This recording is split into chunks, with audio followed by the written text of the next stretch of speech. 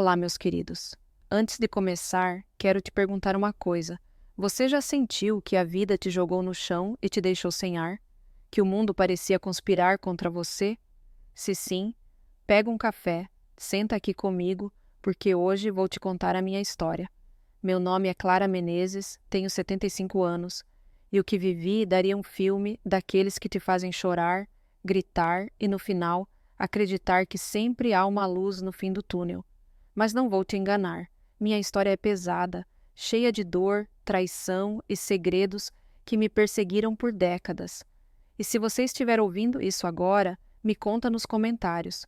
De onde você está assistindo? Saber que minhas palavras chegam até você aquece meu coração.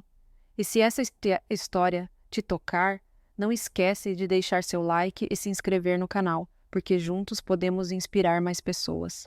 Vamos lá? Eu nasci em uma cidadezinha pequena no interior de Minas Gerais, um lugar onde o cheiro de terra molhada se misturava com o som dos galos cantando de manhã. Minha casa era simples, de chão batido, com paredes de taipa que tremiam quando o vento soprava forte. Éramos eu, minha mãe, Dona Lúcia e meu irmão mais velho, João. Meu pai? Bom, ele sumiu quando eu tinha uns 3 anos. Minha mãe dizia que ele foi buscar um futuro melhor e nunca voltou.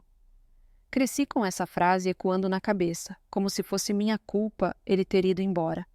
Minha mãe trabalhava como lavadeira, e a vida dela era tão dura que às vezes eu via o cansaço nos olhos dela, como se ela carregasse o mundo nas costas. Mas apesar de tudo, ela tentava nos dar amor. Pelo menos era o que eu achava.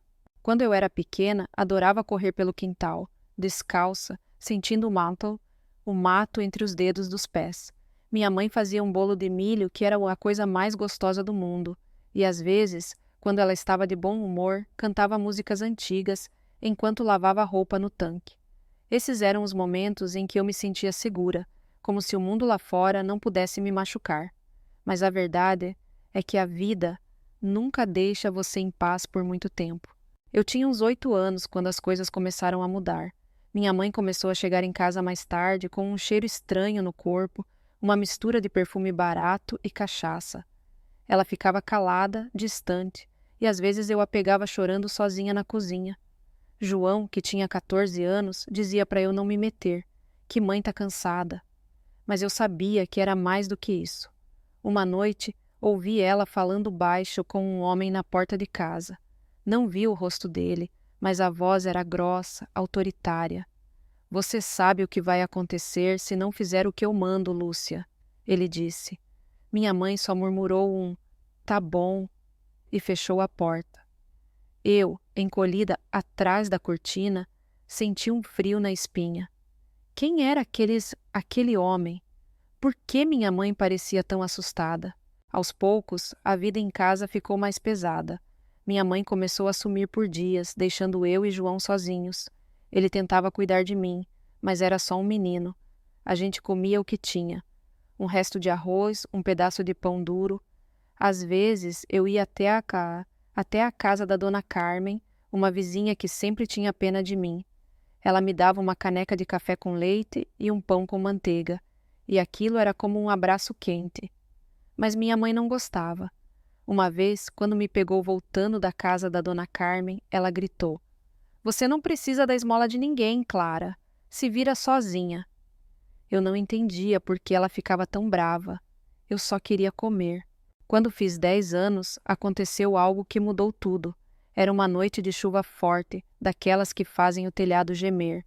Eu e João estávamos sozinhos em casa, esperando minha mãe voltar. As horas passavam e nada. O vento uivava e eu comecei a sentir medo. João tentou me acalmar, dizendo que ela já ia chegar, mas eu via nos olhos dele que ele também estava preocupado. No terceiro dia sem notícias, João decidiu ir procurá-la. Ele me disse para ficar em casa, trancar a porta e não abrir para ninguém. Eu obedeci, mas passei a noite inteira acordada, com o coração na mão. João voltou na manhã seguinte, com o rosto pálido. Mãe foi embora, Clara, ele disse com a voz embargada. Ela pegou as coisas dela e sumiu. Eu não acreditei. Como assim sumiu? Minha mãe, que mesmo sendo dura ainda era minha mãe, me abandonou? Fui até o quarto dela e vi que o armário estava vazio. Não tinha bilhete, não tinha explicação. Só um vazio que parecia engolir tudo. Naquele momento, senti algo se quebrar dentro de mim. Era como se o mundo tivesse me dito: Clara, você não é importante o suficiente para ninguém ficar. Os dias seguintes foram um borrão. João tentou segurar as pontas, mas ele era só um adolescente. A comida acabou e a fome começou a apertar. Dona Carmen nos ajudou como pôde, mas ela também não tinha muito. Uma semana depois, uma assistente social bateu na nossa porta. Vocês não podem ficar sozinhos aqui, ela disse. Fomos levados para um abrigo em outra cidade. João prometeu que ia cuidar de mim, que a gente ia sair dali juntos, mas no fundo eu sabia que ele também estava perdido. O abrigo era um lugar frio, com paredes cinzentas e um cheiro de desinfetante que dava náusea. As outras crianças eram como eu, abandonadas, machucadas, com olhos que carregavam histórias que ninguém queria ouvir. Tinha uma menina, a Ana, que me assustava. Ela era mais velha e tinha um jeito agressivo. Uma vez, ela roubou o cobertor que me deram e riu quando eu pedi de volta. Aqui ninguém te ajuda, pequena. Se vira, ela disse. Eu aprendi rápido que no abrigo era cada um por si. Os adultos que cuidavam da gente não eram muito melhores. Alguns até tentavam ser gentis, mas outros nos tratavam como se fôssemos um estorvo. Uma das cuidadoras, Dona Regina, vivia dizendo: vocês não vão ser nada na vida. É melhor se acostumarem com isso. Cada palavra dela era como uma faca. Eu comecei a acreditar que ela estava certa. Talvez eu realmente não valesse nada. Mas, mesmo no meio de tanto desespero, algo dentro de mim se recusava-se a desistir. Eu não sabia o que era, mas era como uma faísca, uma voz que dizia: Clara, você é mais forte do que isso. À noite, enquanto as outras crianças dormiam, eu olhava pela janela e imaginava uma vida diferente. Uma casa com cheiro de bolo, uma família que me quisesse, um lugar onde eu pudesse ser alguém. Era só um sonho, mas aquele sonho me mantinha viva. Quando eu tinha 13 anos, as coisas pioraram ainda mais. Uma nova diretora chegou ao abrigo, uma mulher chamada Dona Marlene, com um olhar que parecia atravessar a gente.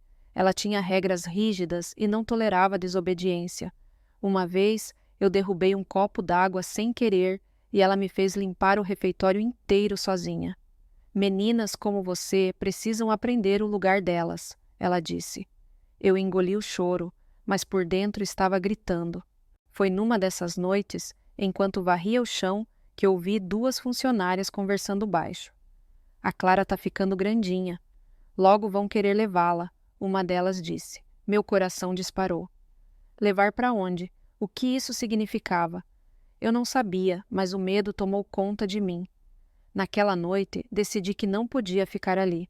Se o mundo não ia me salvar, eu mesma teria que me salvar. Minha chance veio numa madrugada chuvosa. Um dos portões dos fundos do abrigo estava mal fechado. Eu esperei todo mundo dormir, peguei a única coisa que eu tinha, uma blusa velha, e fugi. Corri sem olhar para trás, com a chuva batendo no rosto e o coração na boca. Não sabia para onde ir, só sabia que qualquer lugar era melhor do que aquele. Passei dias nas ruas, dormindo embaixo de marquises, pedindo comida nos mercados. O frio cortava a pele, e a fome era tão grande que às vezes eu achava que não ia aguentar. Uma noite, enquanto revirava um lixo atrás de algo para comer, um homem se aproximou. Ele tinha um olhar estranho, e a voz dele me deu arrepios. O que uma menina como você está fazendo aqui sozinha? Ele perguntou com um sorriso que não era gentil. Eu saí correndo, com o coração quase saindo pela boca. Me escondi atrás de um muro e chorei até não ter mais lágrimas. Naquela noite, pensei em desistir. Talvez fosse mais fácil simplesmente fechar os olhos e deixar o mundo me engolir. Mas algo dentro de mim não deixou. Talvez fosse teimosia, talvez fosse esperança, mas decidi que não ia me render. No dia seguinte, com a barriga roncando, cheguei a uma praça onde tinha uma barraquinha de lanches. O cheiro de pão com linguiça era tão bom que quase me fez desmaiar. A dona da barraquinha, uma mulher chamada Dona Inês, me viu parada ali, com cara de quem não comia há dias. — Você tá com fome, menina? Ela perguntou, com um tom que não era de pena, mas de curiosidade. Eu assenti, envergonhada. Ela me deu um pão com café e disse: "Se quiser comer amanhã, vem varrer o chão para mim." Eu congelei. Trabalho? Ninguém nunca tinha me oferecido algo assim. Voltei no dia seguinte, varri o chão com tanto capricho que o lugar brilhava. Dona Inês não sorria muito, mas me deu outro pão e disse: "Você é esforçada. Se continuar assim, pode vir todo dia." Foi a primeira vez que senti que alguém via valor em mim. Aos poucos, comecei a ajudar mais. Lavava pratos, atendia clientes, limpava as mesas. Dona Inês nunca foi de muitas palavras, mas um dia me chamou e disse: "Tem um quartinho nos fundos. Não é grande coisa, mas é melhor que a rua." Eu quase chorei. Pela primeira vez em anos, eu tinha um lugar para chamar de meu. Aquele quartinho era pequeno, com uma cama dura e uma janela que mal fechava, mas para mim era tudo. Pela primeira vez, eu dormia sem medo. E ali, deitada naquela cama, tomei uma decisão. Eu não ia ser só a menina que varria o chão. Eu queria mais. Comecei a guardar cada centavo que Dona Inês me pagava e me matriculei numa escola noturna. Durante o dia, trabalhava na barraquinha. À noite, estudava. Era cansativo, mas cada lição que aprendia era uma vitória contra o passado que tentava me segurar. Foi na escola que conheci o Pedro. Ele era um rapaz quieto que trabalhava como ajudante de pedreiro durante o dia e estudava à noite. A gente sentava perto na sala e aos poucos começamos a conversar. Ele tinha um jeito calmo, mas firme, e me fazia rir com histórias bobas sobre o trabalho dele. Pela primeira vez, eu senti que alguém me via de verdade. Pedro dizia que eu era inteligente, que eu podia ser qualquer coisa que quisesse. Era difícil acreditar, mas ele acreditava em mim e isso me fazia querer acreditar também. Com o tempo, nossa amizade virou algo mais. Eu tinha medo, claro. Nunca me ensinaram a confiar e o passado ainda pesava, mas Pedro foi paciente. Uma noite, enquanto caminhávamos para casa depois da aula, ele segurou minha mão e disse: "Clara, você não está sozinha. Eu tô aqui." Meu coração disparou. Pela primeira vez, senti que o amor podia fazer parte da minha vida. Anos depois, eu e Pedro nos casamos numa cerimônia simples, só com alguns amigos da escola e a Dona Inês, que até deixou escapar um sorriso. Construímos uma vida juntos, com muito esforço. Abrimos uma pequena lanchonete, maior que a barraquinha da Dona Inês, e aos poucos fomos conquistando nossos clientes. Tínhamos uma filha, a Mariana, que era a luz dos nossos olhos. Pela primeira vez, eu sentia que o destino estava do meu lado. Mas a vida tem um jeito de te surpreender quando você menos espera. Numa tarde qualquer, enquanto arrumava as mesas da lanchonete, uma mulher entrou. Ela era magra, com cabelos grisalhos e um olhar que parecia carregar o peso do mundo. Quando nossos olhos se cruzaram, meu coração parou. Era ela, minha mãe. Depois de quase 30 anos, ela estava ali, na minha frente, como um fantasma do passado. Eu fiquei sem reação. Parte de mim queria gritar, perguntar por que ela me abandonou. Outra parte queria virar as costas e fingir que ela não existia. Minha mãe hesitou na porta, como se não soubesse se podia entrar. Então ela murmurou: "Clara, eu preciso falar com você." Minha voz saiu fria, mais fria do que eu esperava. "O que você quer aqui?" Ela baixou a cabeça e disse algo que fez meu mundo virar de cabeça para baixo. "Eu não fui embora porque quis. Eu fui obrigada. E agora ele está atrás de você." Meu coração disparou. Ele? Quem era ele? Minha mãe respirou fundo e continuou: "Seu pai, ele não morreu, Clara. Ele está vivo e ele sabe onde você está." O ar sumiu dos meus pulmões. Meu pai? O homem que eu achava que tinha ido embora para buscar um futuro melhor? Tudo o que eu sabia sobre ele era uma mentira? Antes que eu pudesse processar, a porta da lanchonete se abriu novamente. Um homem entrou, alto, com um olhar que parecia perfurar a alma. Ele sorriu, um sorriso frio, e disse: "Clara, finalmente te achei." Meu corpo gelou. Minha mãe agarrou meu braço e sussurrou: "Corre, Clara, ele é perigoso." Mas eu não conseguia me mexer. Quem era esse homem? O que ele queria comigo? Pedro, que estava atrás do balcão, Deu um passo à frente, me protegendo. Quem é você? Ele perguntou, com a voz firme. O homem riu, um som que me deu arrepios. Você não contou para ela, Lúcia. Que falta de consideração. Ele olhou diretamente para mim e disse: Clara, eu sou seu pai e vim buscar o que é meu.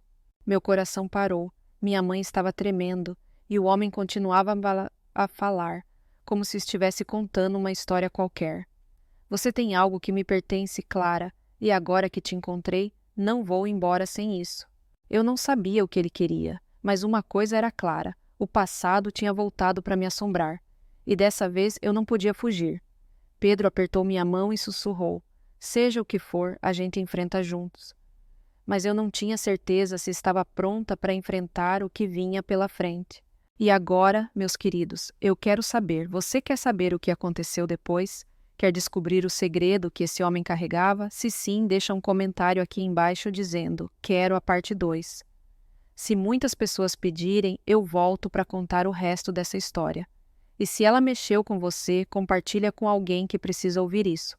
Porque, no fim, todos nós temos um passado, mas só quem encara a verdade consegue se libertar dele.